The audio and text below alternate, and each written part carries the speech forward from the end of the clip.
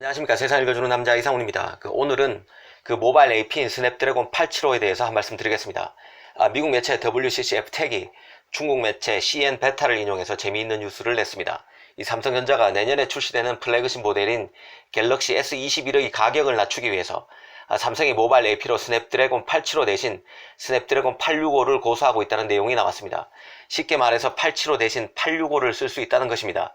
지난 시간에도 말씀드렸지만 스냅드래곤 875 패키지의 가격은 $250로 스냅드래곤 865보다는 $100 정도 비쌉니다.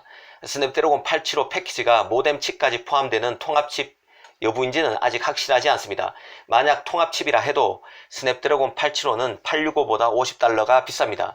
정리하면 스냅드래곤 875는 최소 $50, 많게는 $100가 전작인 865보다 비싸다는 얘기입니다. 그러다 보니 스마트폰 업체 입장에서는 고민이 클 수밖에 없습니다. 가뜩이나 올해 스마트폰 판매는 최악입니다. 올 1분기의 경우 8년 만에 최소 분기 판매량을 기록했습니다. 경제 상황이 최악이라서 그렇습니다. 이런 상황에서 또 스마트폰 가격이 상승하면 소비자의 가격 저항이 심할 수밖에 없습니다. 그래서 WCCF텍도 삼성이 스냅드래곤 875를 탑재하기 부담이 될 수 있다고 봤습니다. 그러면서 그렇다고 또 865를 고수하기도 어렵지만 어떻게든 875 가격을 좀 내리게 할 요량으로 협상에 들어갈 가능성이 크다고 진단했습니다. 그런 맥락에서 삼성이 왜 차기 스마트폰 플래그십 모델에 스냅드래곤 875를 탑재하지 않을 수 있다는 그 일종의 벼랑 끝 전술을 쓰는 이유에 대해서 한번 따져보는 것도 재미있을 것 같습니다. 사실 스냅드래곤은 비싸기로 유명합니다. 좀 시니컬하게 말하면 악명이 높습니다. 갤럭시 S20에 함께 탑재됐던 엑시노스 990에 굴욕을 안겼던 스냅드래곤 865의 경우는 유독 더 심했는데요. 최초의 5세대 칩으로서 비쌀 수밖에 없었습니다.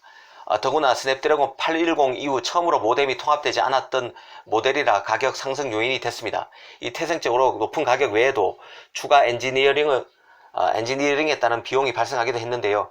AP와 모뎀이 따로 들어가니 스마트폰의 크기가 커지고 열을 막기 위한 추가 공간도 필요했습니다.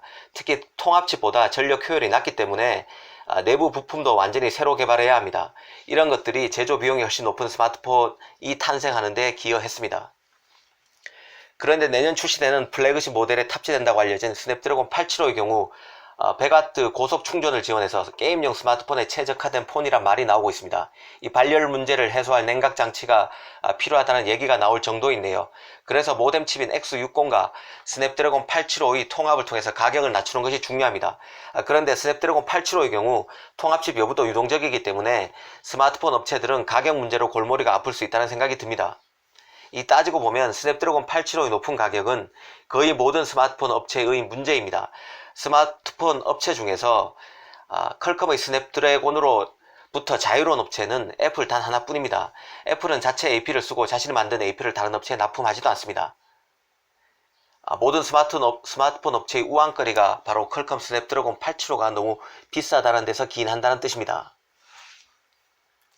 그럼 여기서 이런 질문을 한번 해보겠습니다. 삼성 입장에서 스냅드래곤 875를 견제할 지렛대로 삼을 만한 게 뭐가 있을까? 이런 질문 말입니다.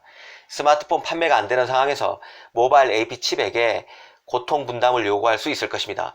가령 5G용 칩셋인 스냅드래곤 865도 전작보다 지나치게 비쌌는데 또 가격을 이렇게 올려서 되겠느냐는 하소연을 할 수 있을 것입니다.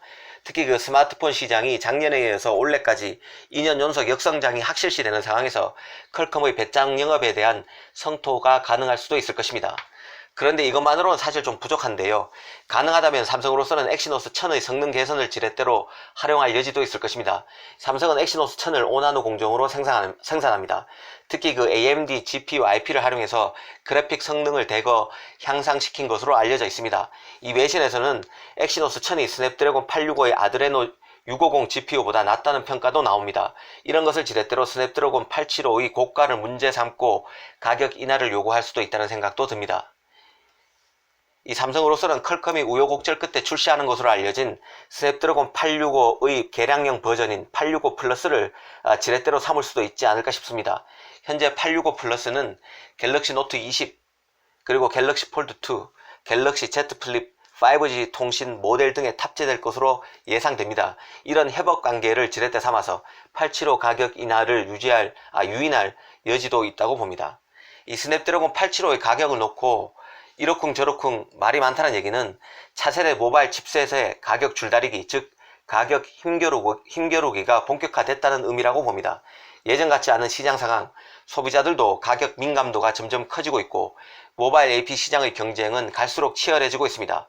후발주자가 선두주자를 맹추격하면서 예전만큼의 가격 차이가 왜 지금도 유지돼야 하는가에 대한 근본적인 질문이 점점 많아질 수 있다는 생각도 듭니다. 아무튼 스냅드래곤 875의 고가 논란을 잘 살펴볼 필요가 있습니다. 감사합니다.